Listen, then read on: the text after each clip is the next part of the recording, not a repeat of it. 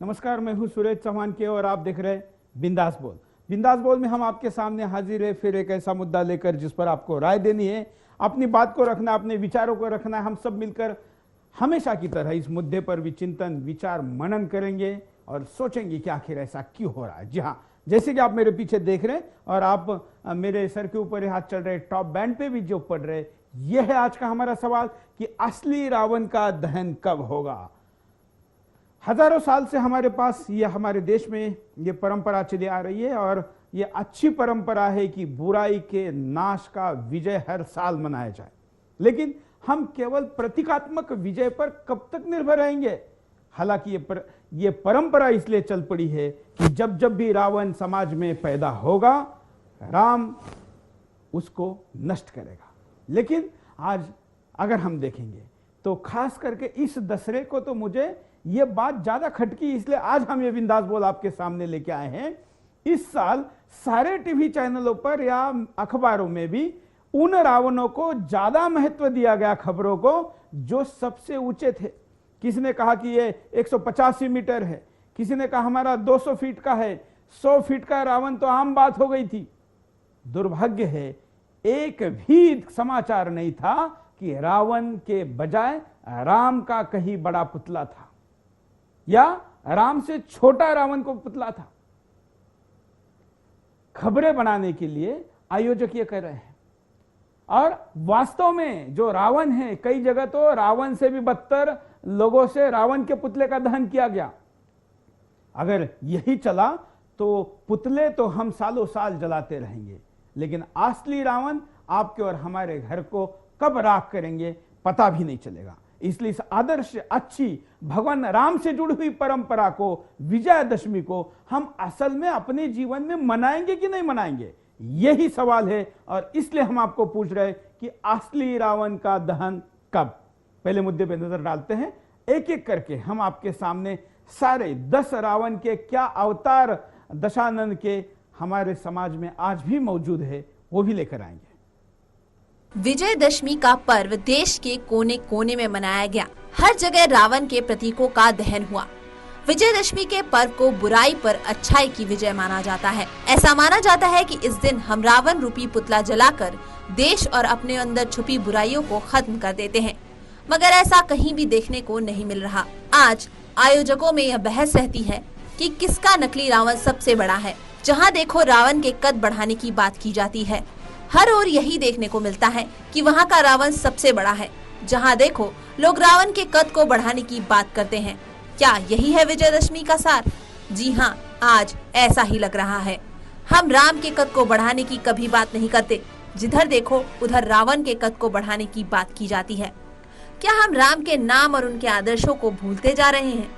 यकीनन लग तो ऐसा ही रहा है। हम नकली रावण के प्रतीकों को तो जलाते हैं, लेकिन देश के भीतर छुपे रावणों की कोई बात नहीं करता। आज देश में ऐसे कितने रावण हैं जो देश और समाज को पता नहीं कितना नुकसान पहुंचा रहे हैं। हम उन रावणों की कभी बात नहीं करते जिन्होंने देश को खोखला कर दिया। भ्रष्टाचार रूपी रावण देश के खजाने को लील गया, तो क्यों हम ऐसे रावणों को जलाने की बात नहीं करते? बात करना तो दूर, हम रावण दहन के वक्त देश के सबसे बड़े रावणों को बुलाते हैं। जी हाँ, बस यही सच रह गया है आज रावण दहन का। क्या नकली रावण को जलाने के लिए असली रावण आते हैं? ऐसा ही देखने को मिल रहा है रावण दहन पर। देश के सबसे बड़े रावण मंच पर आकर रावण दहन की बात करते हैं। आज देश चारों ओर से समस्याओं से घिरा हुआ है। रावण रूपी ये समस्याएं ऐसी हैं जो एक दिन देश को भस्म कर जाएंगी, लेकिन कभी इनकी बात नहीं की जाती। देश में आज ऐसे रावण पैदा हो गए हैं जो देश को ही खत्म कर देना चाहते हैं। देश के भीतर छुपे इन रावणों की कोई बात नहीं करता, बस बात होती है तो सिर्फ नकली रावण दहन की। क्या यही है हमारे समाज की सच्चाई? आखिर क्यों हम देश के असली रावणों को नहीं जला पाते? क्यों हम इन रावणों से सहानुभूति दिखाते हैं? आज देश में तमाम ऐसी समस्याएं हैं जो देश को विकसित होने से रोक रही हैं। क्यों हम इन समस्याओं को खत्म करने की बात नहीं करते? देश में इन समस्याओं को पैदा करने वाले रावणों की बात नहीं करते। भ्रष्टाचार से लेकर बेरोजगारी देश की प्रगति को रोके हुए है, तो फिर क्यों हम इनके बारे में बात नहीं करते? क्यों हम देश के असली रावणों को नहीं जलाते? यही है हमारा आज का मुद्दा। आप भी दे सकते हैं अपनी बेखौफ राय। तो ये आज का मुद्दा है और इस मुद्दे पर आपको अपनी बात को रखना है। हम सब इस समाज का हिस्सा है और समाज में चल रही ऐसे सारे रीति रिवाजों पर हम भी एक घटक के नाते जिम्मेवार हैं। एक कॉलर से बात करते हैं, आप भी बात कर सकते हैं। नमस्कार। नमस्कार जी, बोलिए। हाँ, आज रावण का हुआ तो टीवी पे देखा तो मैंने मेरे दृष्टिकोण से अवार्तिन रावण के 10 मुख बनाए हैं। जातिवाद, प्रांतवाद, भाषावाद, महंगाई, भ्रष्टाचार, बेरोजगारी, पूंजीवाद, असमानता, आतंकवाद, इसमें नक्सलवाद और माओवाद भी सम्मिलित है। और सबसे बड़ा खतरा अपने ही देश में रहने वाले 5वें पंक्ति किलो का या 5वां जो इस देश के अंदर रहते हैं, खाते हैं इस देश का, लेकिन देश को शत्रुता की नजर से देखने वाले लोगों को समाप्त करना पड़ेगा। इन समस्याओं रूपी रावण को मारने के लिए त्रेता युग के राम जन्म लेने वाले नहीं है, ये स्वयं हमें करना पड़ेगा। और आज ये सब समस्याओं के निपटने के लिए सिर्फ गांधी जी के विचार पर्याप्त नहीं है, इसलिए छत्रपति शिवाजी महाराज, महाराणा प्रताप और सुभाष चंद्र बोस जैसे विचारों से हमें लड़ना पड़ेगा। बिल्कुल जी, धन्यवाद। दो प्रकार की रावणों के नाम हम ले सकते हैं। एक तो व्यक्ति रावण के कृत्य जैसे इस देश में जीवित है, जो कि हमारे आंखों के सामने है, और समस्याएं भी हमारे सामने रावण की तरह मुंह फैलाए खड़ी है। हम दोनों पर चर्चा करेंगे। एक और कॉलर से बात करते हैं। नमस्कार। हेलो। हाँ, बोलिए। सर, आप तो जो कर रहे हो, असली रावण किसको कहेंगे? बिल्कुल, आप किसको मानते हैं? ये मैं तो मानता हूँ कांग्रेस पार्टी। चलिए, अपना विचार है। आप जिसको भी आप कहते हैं वो क्यों कहते हैं ये भी बताएं। ये जो आतंकवादी आते हैं उनको सजा नहीं देते, कुछ करते नहीं उनके लिए, उनको फेवर में बातें करते हो, रामदेव बाबा को मारते। तो कांग्रेस पार्टी ही आतंकवादी है और वही रावण, उनको जलाना बहुत जरूरी है। बस इतना ही कहने। धन्यवाद। आप किसे रावण मानते हैं? क्योंकि रावण के खिलाफ लड़ने वाले राम की हम सेना है। हमें इस देश को बचाने के लिए वानर के रूप में भी क्यों ना हो, आज के जो राम लीडरशिप में सामने नहीं है, लेकिन उसको मन में रखकर सेना के नाते लड़ना है। आपको जो भी रावण लगता है वो क्यों लगता है, ये भी आप साथ में बताइए, और ये भी बताइए कि इसका सोल्यूशन क्या है। अगले कॉलर से और बात करते हैं। नमस्कार, बोलिए। हाँ जी, संदीप बोल रहा था जी, हरियाणा से जी। बोलिए संदीप जी। हाँ जी, मैं ये कह रहा था जी कि असली रावण तो कांग्रेस की सरकार ही है जी। हाँ जी, हमारे हरियाणा के किसानों की जमीन लूटने का इन्होंने काम किया है। हाँ जी, हेलो। हाँ संदीप जी, बोलिए। हाँ जी, मैं ये कह रहा था कि हमारे हरियाणा में जितने भी सरकार, कांग्रेस की सरकार ने जी हमारे जमीन को लूटने का काम किया है। धन्यवाद। तो 15 दिन हो गए जी हमारे किसानों ने यहाँ पे फतेहाबाद में परमाणु संयंत्र लगाने के लिए किसान ने जमीन के लिए आंदोलन कर रखा है। बिल्कुल। 15 दिन से। धन्यवाद। किसानों को दी जाने वाली ट्रीटमेंट, या यूं कहे कि उनकी अनदेखी भी रावण से कम पाप नहीं है। और भी कॉलर से बात करेंगे, लेकिन एक एक करके हम आपको समस्या भी दिखाते जाएंगे कि जो हमको लगता है कि ये 10 रावण के रूप है। आपको जो लगता है वो आप बात करें। यहाँ पर एक रावण के रूप में, हालांकि व्यक्तिगत ऐसा नाम नहीं लेना चाहिए, लेकिन क्या करे, बिंदास बोलना है, सच्चाई सामने लानी है। करुणानिधि का नाम लेकर एक SMS आया है और कहा है कि कानी मुजी से लेकर राजा, और ऐसे चेहरे सामने लेकर आने वाले करुणानिधि के बचे हुए चेहरे भी दिखाइए।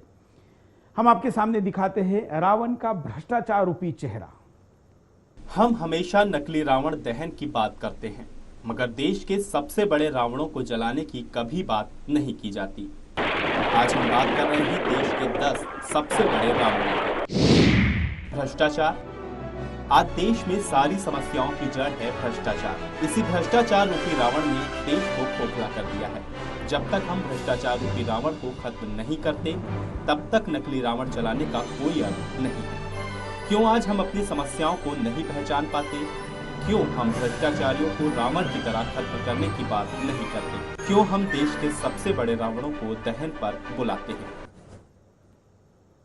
भ्रष्टाचार के विषय में तो आज हम इतनी बड़ी संख्या में, इतना बड़ा रुपया भ्रष्टाचार के रूप में इस देश में जा रहा है कि इस देश के 100 देश उनका बजट जो है वो हमारे देश के भ्रष्टाचार के अमाउंट से कम है। मैं दोबारा बता रहा हूं कि दुनिया के 100 देश मिलकर जितना उनका बजट है उससे ज्यादा बजट हमारे देश में भ्रष्टाचार का है। इस रावण के चेहरे को भी जलाना है। एक कॉलर से बात करते हैं।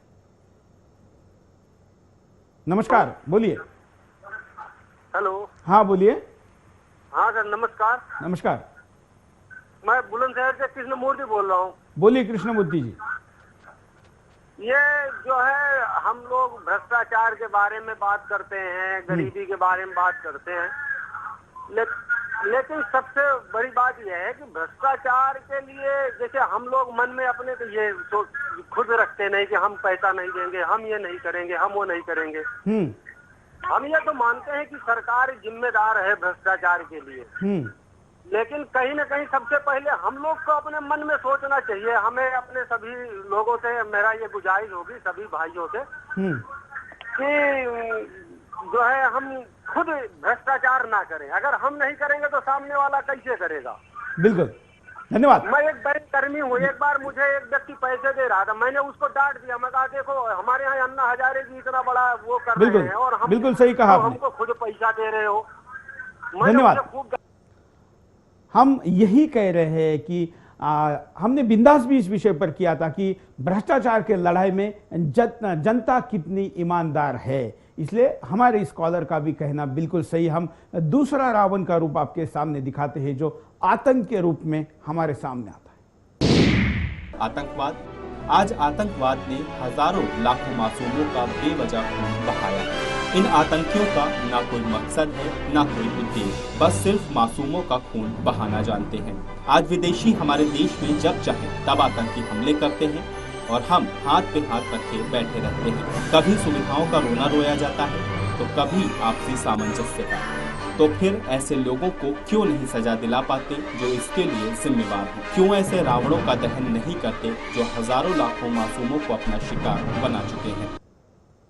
आतंकवादी इस विषय पर अगर कहना एक दो लाइन में कहना है तो हमने पाकिस्तान के साथ 2 और चाइना के साथ जो एक लड़ाई की, इन 3 लड़ाइयों में जितने लोग हमारे मारे नहीं गए उससे ज्यादा लोग हमारे आतंकवाद के द्वारा मारे गए हैं। ये किसी युद्ध से, किसी लड़ाई से कम नहीं है। इस रावण को भी हमको मार गिराना है। एक कॉलर से बात करते हैं। नमस्ते। सवाल हम सऊदी अरब से बोल रहे हैं जी। नमस्कार, बोलिए। मनमोहन सिंह है जो सबसे बड़ा जो चोर तो मनमोहन सिंह है। रावण सबसे बड़ा रावण तो वही है। आपको क्यों लगता है ऐसा? क्यों जाते हैं ऐसा? आपको क्यों लगता है? हमको ऐसा लगता है क्योंकि वो घोटालेबाजी ज्यादा हो रहा है ना कांग्रेस पार्टी से। कांग्रेस पार्टी ज्यादा घोटाला कर रही है, बड़े बड़े नेता इसमें, तो सबसे बड़ा रावण तो यही है। धन्यवाद। ये देश का दुर्भाग्य है, लेकिन लोगों को ऐसा कहने की बारी आ रही है। एक और कॉलर से बात करते हैं, वो क्या कहना चाहता है। नमस्कार। हेलो। हाँ नमस्कार, बोलिए।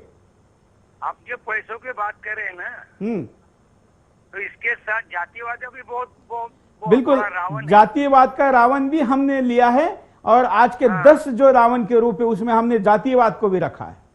बहुत बड़ा जातिवाद, क्योंकि एक आधा अच्छी बात निकालता है ना। बिल्कुल। हाँ। धन्यवाद।